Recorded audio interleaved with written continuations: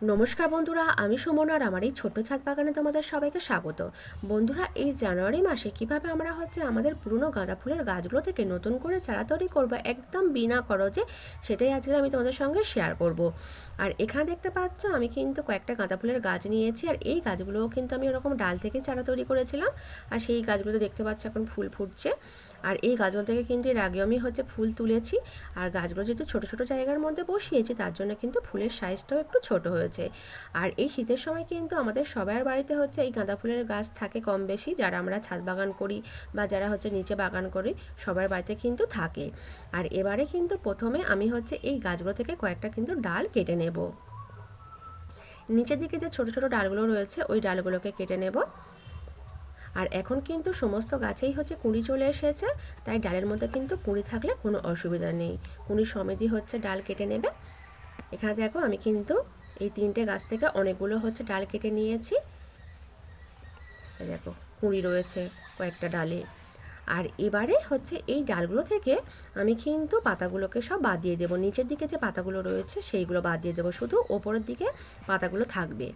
এই দেখো নিচের দিকে সব পাতাগুলো কিন্তু আমি বাদ দিয়ে দিয়েছি এখানে, কারণ ডালের মধ্যে যদি এত পাতা থাকে তাহলে কিন্তু শিকড় আসতে অনেকটাই সময় লেগে যায়।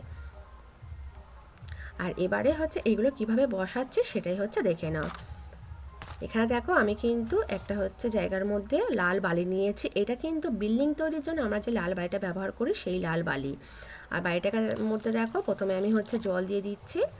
আর অবশ্যই কিন্তু যে জায়গাটার মধ্যে আমরা বালিটা নেব তলায় কিন্তু ছিদ্র থাকতে হবে। দেখো আমার কিন্তু ছিদ্রগুলো থেকে জলটা কিন্তু বেরিয়ে গেছে, নয়তো কিন্তু ছিদ্র না থাকলে এই ডালগুলো কিন্তু পচে যেতে পারে। আর এবারে দেখো ডালগুলোকে কিন্তু আমি এই বালির মধ্যে শুধু পুঁতে দিচ্ছি। এখানে কিন্তু আমি কিছুই ব্যবহার করিনি, না রুট হরমোন না অ্যালোভেরা জেল। তোমাদের কাছে যদি রুট হরমোন বা অ্যালোভেরা জেল থাকে তাহলে কিন্তু তোমরা ব্যবহার করতে পারো। এই নিচের দিকে ডালের মধ্যে একটু লাগিয়ে দেবে, দিয়ে বালির মধ্যে পুঁতে দেবে, তাহলে কিন্তু ওইগুলো লাগালে কি হয়, খুব তাড়াতাড়ি শিকড় চলে আসে ডালগুলোতে। আর এখানে দেখো আমি এমনি ডালগুলো বালির মধ্যে পুঁতে দিচ্ছি। দেখো সব ডালগুলো কিন্তু আমি বালির মধ্যে পুঁতে দিয়েছি। আর এই দুটো ডালে যে কুঁড়ি রয়েছে এই কুঁড়িগুলোকে কিন্তু আমি কেটে দেবো। এখন এত ছোট ডালে ফুল নেবো না। দেখো দিয়েছি কেটে। আর এই ডালের যে পুঁতেছি গোড়ায় যে একটু ফাঁকা ছিল আমি কিন্তু আঙুল দিয়ে দেখো একটু চেপে দিচ্ছি। আমি কিন্তু আর এই বালির মধ্যে আর জল দেব না, যেহেতু প্রথমে জল দিয়ে দিয়েছি।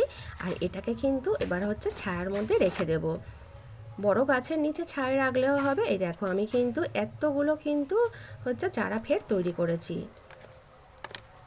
এরকম বালির মধ্যে ডাল পুঁতেছিলাম আর তার থেকে এরকম চারা হয়েছে। সেই চারা গাছগুলো কিন্তু আমি এই ছোট ছোট গ্রো ব্যাগগুলোর মধ্যে বসিয়েছি। আর আমার কিন্তু ওই যে ফুল গাছগুলোতে ফুল হচ্ছে, ওই ফুলগুলো শেষ হতে হতে কিন্তু এই গাছগুলোতে আবার ফুল শুরু হয়ে যাবে। এই দেখো এই বাড়িটার মধ্যে আমি কিন্তু ওরকম ডাল বসিয়ে রেখেছিলাম। আর এই দেখো তোমাদের তুলে দেখায় কেমন চারা তৈরি হয়েছে।